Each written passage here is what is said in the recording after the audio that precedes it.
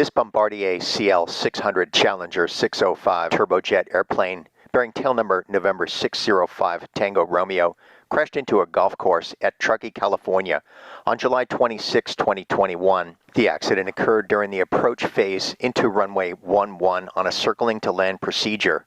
Fatalities included 2 crew members and 4 passengers. In this video, we'll analyze the flight path and then the final moments before the air accident, and then conclude the video with some maneuvers in a real-world airplane to replicate what may have happened on that day. Here is the exact flight path depicted on FlightAware. Now let's take a look at that same flight path presented here on ForeFlight, beginning at Coeur d'Alene, Idaho, and ending at Truckee, Tahoe Airport.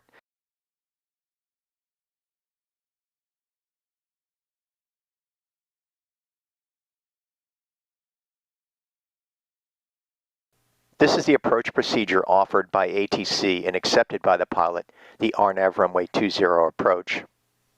Now let's take a moment to listen to the ATC audio tape, and then we're going to stop the audio at various points and then analyze what may have happened during those moments.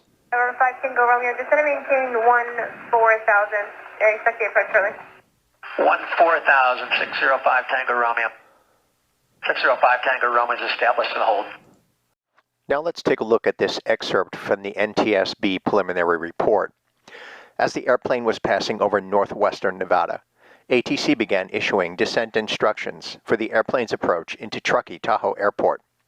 Once the airplane descended below 26,000 feet, ATC advised the crew to expect the RNAV GPS runway 20 approach at Truckee. The flight crew accepted the approach, but requested to circle to runway 11 for the longer runway, and the controller told them to expect the circling approach. After coordinating with Truckee Tower, the controller informed the flight crew that they would be number 2 for Truckee and could expect some delays. ATC then cleared the airplane to hold north of the Alva waypoint. Now I would note here that they have a typo here. They have Alpha Lima Victor Alpha Alpha, which should be Alpha Lima Victor Victor Alpha, which is the initial approach fix to the RNAV runway 20 approach. After one turn in holding, ATC cleared the airplane for the RNAV runway 20 approach, canceled radar services, and instructed the pilot to contact Truckee Tower. This is figure 2 from the NTSB report depicting the holding pattern. The airplane came in from the northeast and entered into the hold in this direction, then northbound, crossing Alva intersection, and then was cleared, as you'll see in a moment, to the Owega intersection to begin the approach. This is the approach plate as seen in ForeFlight for the RNAV runway 20 approach. And here's the flight path as the airplane approached from the northeast and entered into the hold, northbound to the Alva waypoint, and then was cleared direct to Owega to begin the RNAV runway 20 approach. Number 5 Tango Romeo, clear direct Owega, across Owega, at or above 13,000, cleared on runway 20 approach Truckee Airport. Okay, direct Owega and clear for the approach, 5 Tango Romeo. All right, so having completed his hold, he's coming in this direction to Owega intersection to begin the RNAV runway 20 approach, and then he's going to descend in this direction. And according to this descent profile, here we have Owega intersection, so he's going to be at or above 12,000 Owega, at or above 10,000 Asti, at or above 9,500 Lumo, at or above 8,960 Zilto, at or above 7,700 Boffs. And since he's doing a circling to land procedure and he's a Category C airplane, he needs to have the runway in sight by 7,700 feet. And that would put him about at Boff's intersection. Now with the circling procedure, if he doesn't have the runway in sight by reaching his minimum descent altitude of 7,700 feet, he would have to maintain 7,700 until he either sees the runway or reaches the missed approach point. At that point, from the missed approach point, he would have to make a climbing right turn to 12,000 feet, direct to the Griot waypoint, and then on track 016 degrees, direct to the Owega waypoint. One of the things that makes a circling to land procedure challenging is that in this case, he's on the RNAV runway 20 approach, and then he's going to circle to runway 11. But if he has to execute a missed approach, for any reason, if during the execution of the circling procedure he loses sight of the runway, he now has to execute the missed approach that's associated not with runway 11, but with runway 20. And that is going to look like this. So he's coming in here. It doesn't have the runway in sight by 7,700 feet, reaches the missed approach point, and a climbing right turn to 12,000, direct Griot, then 016 degrees, direct Owega intersection, and then he's going to enter into the hold, like that. November 5 Tango Romeo, I'm not sure if you're still here. Radar service terminated. Contact Truckee Tower 120.57. 2057, I say through. Tower November 605 Tango Romeo is with you, Lumo inbound, and we are going to have to circle the runway 11 for runway length. Okay, let's stop it right there and take a look at what he's got.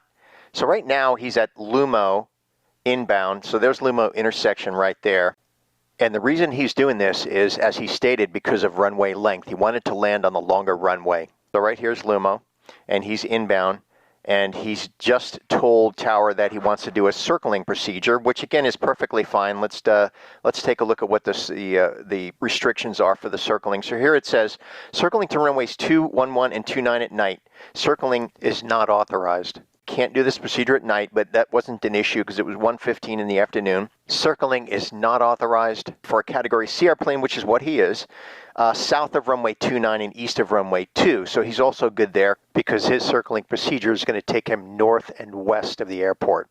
As you'll see, he's going to break off the runway 20 approach and turn directly toward the extended center line of runway 11 and turn in this direction.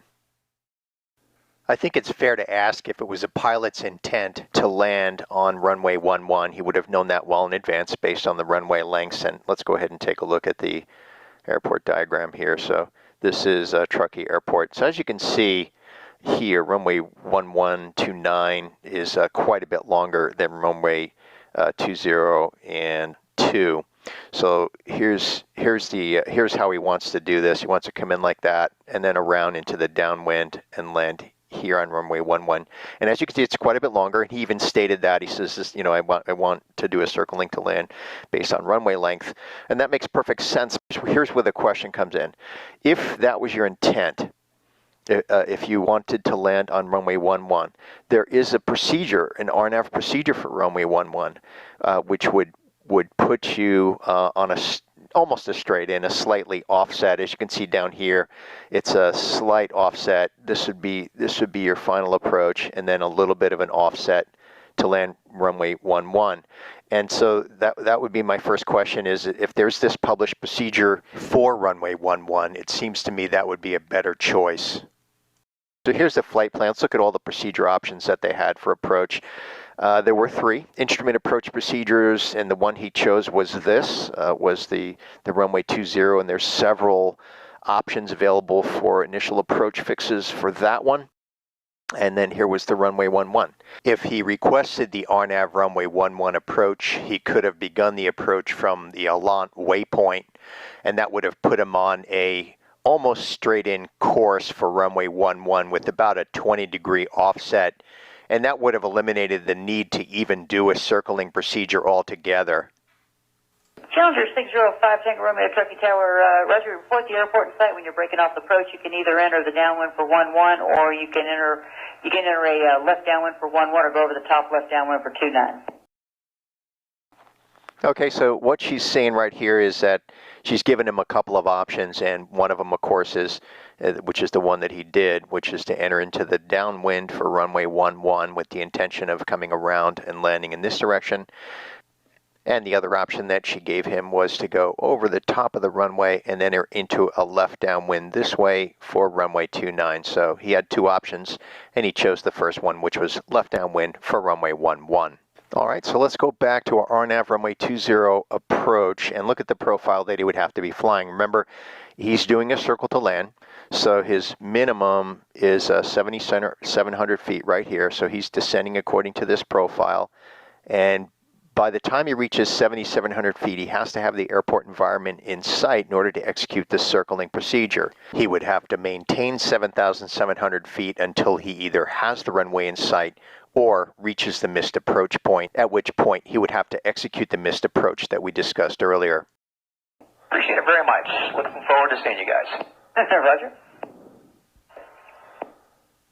605 Tango Romeo is making the right-hand turn. We've got runway 11 in sight.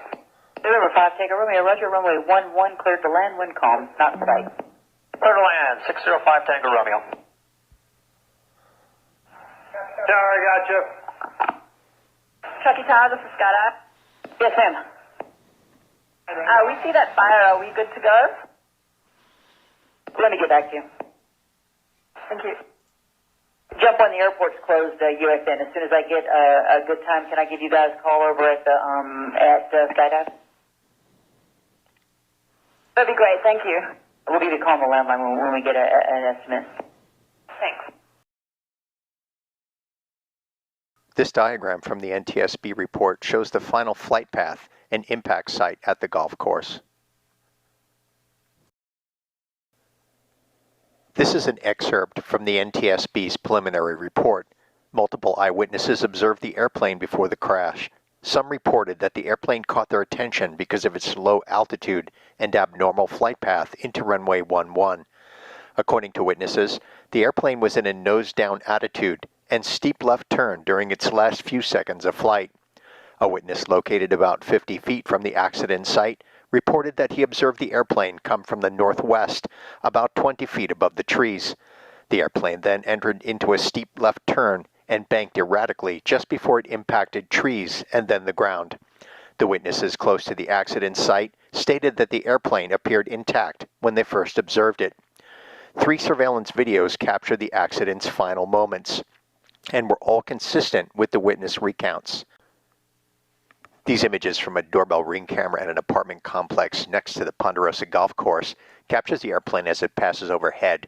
If you look in the reflected image on the Jeep windshield, you'll see the airplane as it passes over and hear the engines in its final moments.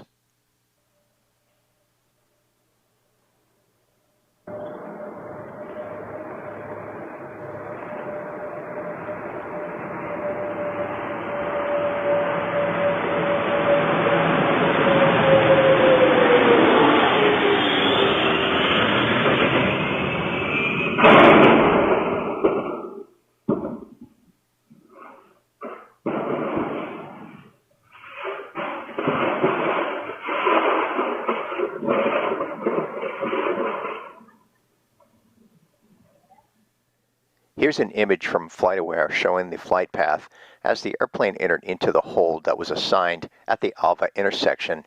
The airplane came in from this direction and then northbound, and then coming back around was cleared direct to Owega intersection, which is about right here. Now I've replicated this on ForeFlight as best I could based on the terrain features that are shown here in FlightAware. So if we zoom in here, we can see right here, this white lake is this white lake right here on FlightAware, and we can see the flight path coming in here from this direction to join the Owega waypoint, which is depicted right here. Now let's go ahead and zoom out, and this is where the airplane came out of the hold and entered into the runway 20 approach. So I've also replicated that, again, as best I could based on terrain features here on ForeFlight to show the flight path. So here we see the Owega intersection at or above 12,000, Asti at or above 10,000. Lumo is where he reported, so he was at or above 9,500, continued to Zilto intersection, and then down here to Boffs. And you'll notice Boffs, you have to be at or above 7,700 feet, which was also the minimum for a circling approach to runway 11. So if by reaching Boffs he didn't have the runway in sight, he would have to continue at or above 7,700 until he has the runway in sight or reaches the missed approach point, at which point he would have to execute the missed approach associated with the runway 20 approach. Now, continuing on, let's go ahead and look at the final flight path from the point where the airplane departed the runway 20 approach right here. You'll notice it's just on this little fork of the lake. So here's where the airplane departed the runway 20 approach, kind of right here at this fork, and that's what I've done right here. And you'll notice that closely corresponds with the BOF's intersection, and this is where the pilot called out that he's executing a right turn, and he had the runway in sight. BOF's, incidentally, is about 5 nautical miles from the runway threshold of runway 20. Now I've replicated again as closely as I could based on the terrain features as seen here in FlightAware, the flight path here in ForeFlight. So as you can see, the airplane, once it left this lake and entered into a right turn downwind base leg for runway 11, the airplane came close here to the interstate and paralleled the interstate. And again, I've replicated that here in ForeFlight. Let's go ahead and zoom in. So here's the interstate. And then again, here's the flight path as it parallels the interstate. And here's where it departs the interstate and enters into a steeper left turn, again, in an attempt to align here with runway 11. And so let's go ahead and see where that turn took place. So again, right here is a small lake or a pond. And right here where that flight path intersects that pond. And then so here it's in a left bank, in an attempt again to align itself with runway 11. And you can see about right here, it's overshot runway 11. Here's Ponderosa Golf Course. Let's go ahead and zoom in on that. There's the Ponderosa Golf Course. So clearly the airplane overshot runway 11, and I believe, as I stated, that the airplane was entering into a steep bank and did not have sufficient energy to maintain lift with the steep bank angle and entered into a stall spin, entering into the terrain right here at the golf course. Let's take a look at ForeFlight. So again, here is runway 11. If it was going to align itself with 11, this would be the correct flight path here. And the actual flight path of the airplane was here. And eyewitness testimony stated that the airplane entered into a steep left bank and went nose in on its left wing here at the golf course. Now we're going to take a look at the flight path in a three-dimensional view presented on ForeFlight. Here's the airplane as it exited the hold from the Alva intersection, passing White Lake off to the left.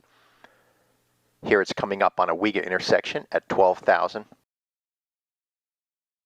And now that we're at a Wiga, we're on the RNAV runway 20 approach and descending according to the descent profile.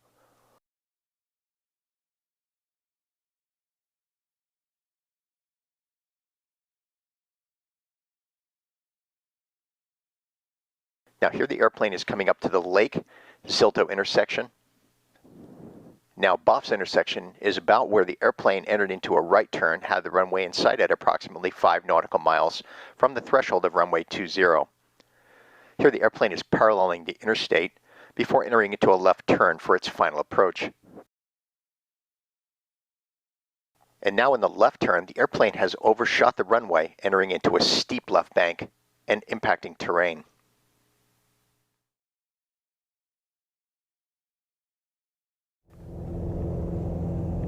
All right, so I took the airplane up in an effort to replicate what may have happened on that turn from base to final. And so here we are at, we're just shy of, we're coming up on 3,000 feet, 2,900, and we're getting the airplane slowed down, and we're going to simulate the approach speed. So we're setting the RPMs at about 1,500 and bringing the airplane speed down to right about 90 miles per hour right now. So here we are at 3,000. And getting the airplane slowed down. I'm going to enter into a left turn, and I'm going to intentionally stall the airplane and allow it to enter into a aggravated stall, so that left wing is going to drop. And then I'm going to recover by going nose down full power and opposite rudder and get that airplane back up into a climb. So here we are right about 2,800. I'm going to try to hold this altitude here, pulling back on the control wheel, trying to hold it, holding it, and we're going to enter into a stall here. We're going to let it brake in the left turn. There's the stall and there's the brake, and again nose down, right rudder, full power, and we lost about 200 feet in altitude in that maneuver. So again, the key here was to recognize that the aggravated stall was happening, and then to execute the appropriate procedure to counter that again. So that was nose down, full power, right ruddering, bringing those wings level, and about 200 feet lost. And now we're going to go ahead and take the airplane and intentionally allow it to enter into an incipient spin. We'll try to get about full rotation out of it, and I'll show you how much altitude you lose if that happens. All right, so this time we're going to do the same maneuver, simulating a turn from base to final, and we're going to start the maneuver at about 3,200 feet. The difference here is I'm going to allow it to get into an incipient spin. We'll try to get it to do one full rotation before we execute a recovery. Now the difference is everything is going to be the same. We're going to be giving it opposite rudder, wings level, control wheel forward to break the stall, but in this case I'm going to pull the power back because we're going to be nose down and picking up airspeed pretty quick. So here's the stall, 3,200, and I'm allowing it to rotate. Let's try to get one full rotation out of this. All right, so we're giving it right rudder, wings level, control wheel forward. This time I'm pulling the power back so we don't overspeed the airplane. As you can see, we're staying in the yellow arc there. And we lost about 1,200 feet.